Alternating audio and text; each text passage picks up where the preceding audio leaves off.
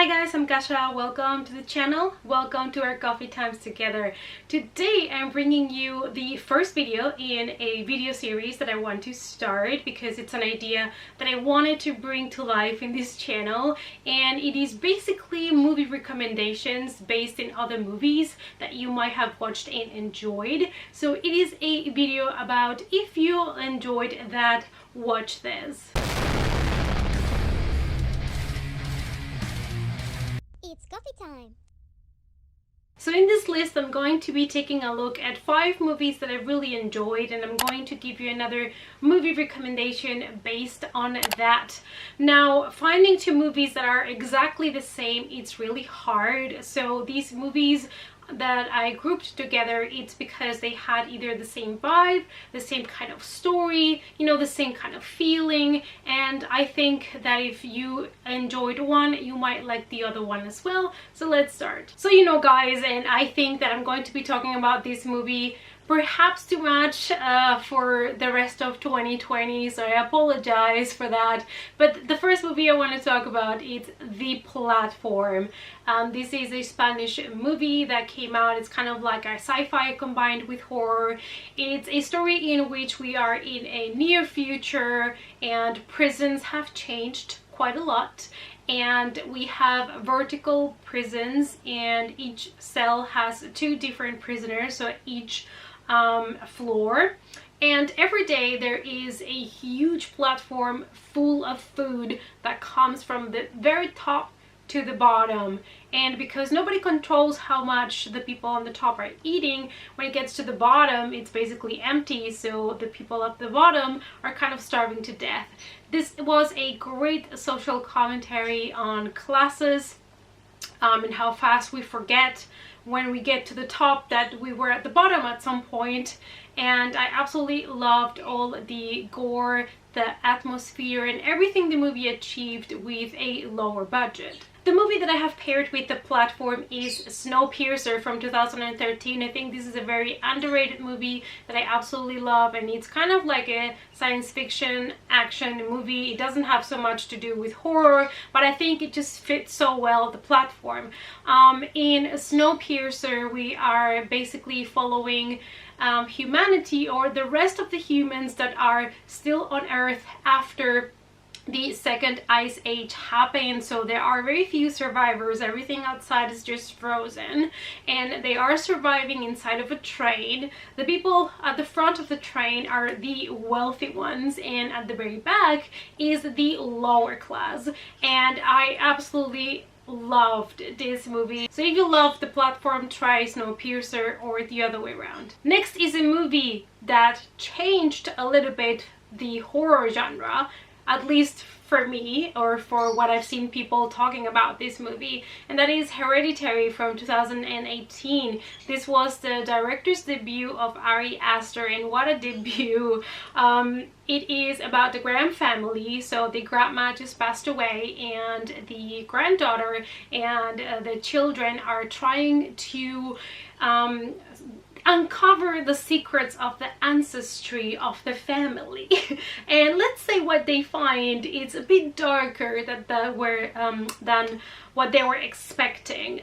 It is a movie that I recommend you to go into it without really knowing too much about, and just enjoy the ride. The movie that I have paired with this one is another director's debut, this time by Robert Eggert, and that is The Witch from 2015. This is a period horror movie. We're in the 17th century, and we have a family that has been basically thrown away by the people. They have been casted away, and they decide to move to a little cabin that is next to a really creepy forest, and strange things start to happen.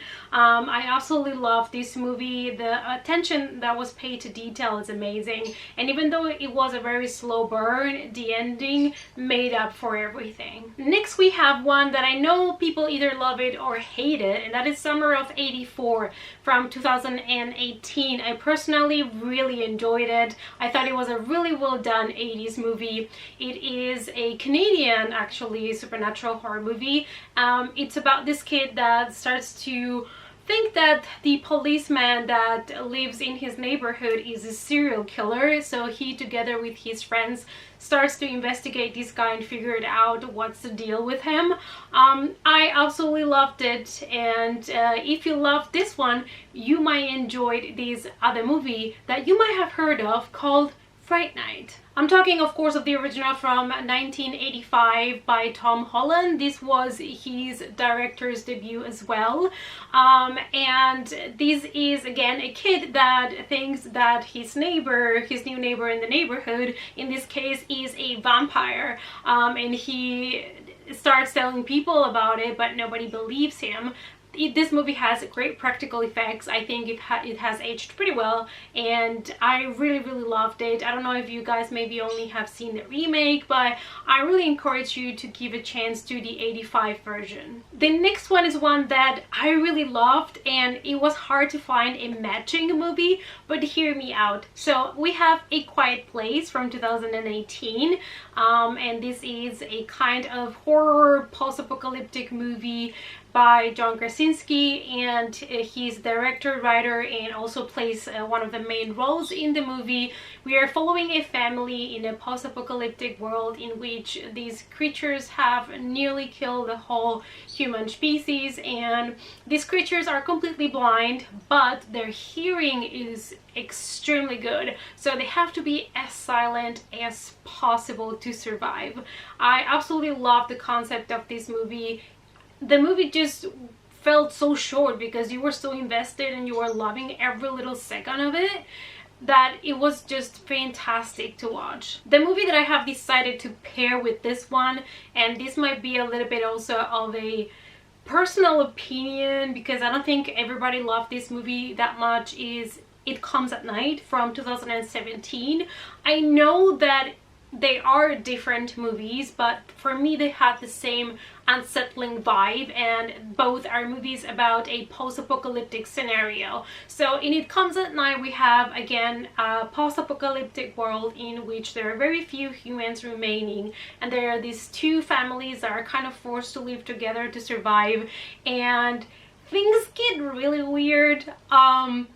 It was a movie that it was unexpected. It was also kind of slow paced, but you were engaged all the time with the story, and it was dark and atmospheric, so it kind of, you know, I would really think that somebody that likes A Quiet Place might enjoy It Comes at Night. And the last movie that I would like to talk about is one of my newest favorite haunted houses movies, and that is Winchester from 2018. It is based on the story of the Winchester Mansion, which is supposed to be one of the most haunted houses ever, and it's supposed to have like 7 different floors and hundreds of rooms. And Sarah Winchester, which is the heiress to all of these mansion, she decides to build something really special in it, and we are following, you know, her construction. The movie was really atmospheric. I thought the plot was really good,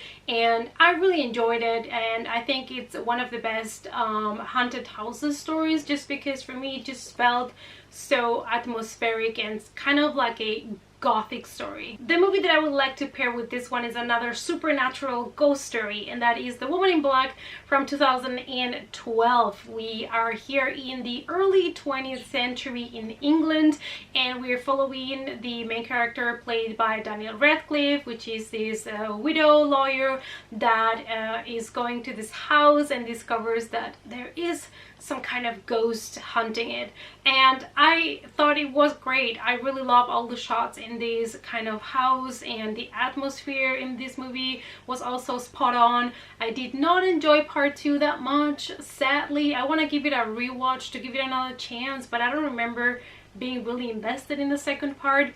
But the first one is definitely also a great haunted house story. And so those were my movie recommendations, you guys. I hope that you enjoyed these type of videos, because I would like to turn this into a kind of series of videos that I can do from time to time and recommend you movies that are similar or have the same vibe as other ones.